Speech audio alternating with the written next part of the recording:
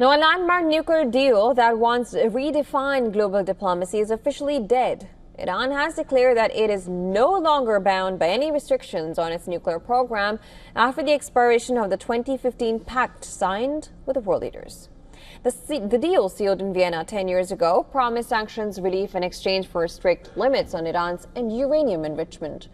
But the agreement began to unravel back in 2018 when the U.S. under President Donald Trump unilaterally walked away. Tehran responded by gradually pulling back from its own commitments. Now, last month, at the urging of Britain, France, and Germany, the United Nations reimposed sanctions on Iran, making the accord effectively defunct.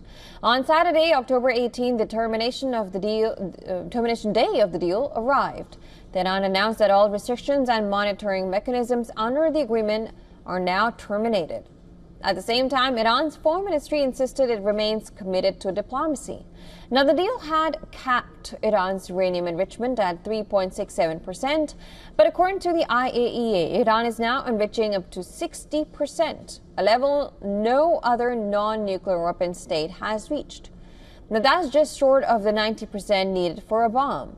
Nuclear talks had already stalled in July after Iran suspended cooperation with the IAEA, accusing the agency of failing to condemn Israeli and U.S. strikes on its facilities. The 12-day war between Israel and Iran further derailed any diplomatic track. European powers are calling on Tehran to return to negotiations, even as Iran says the sanctions are now null and void.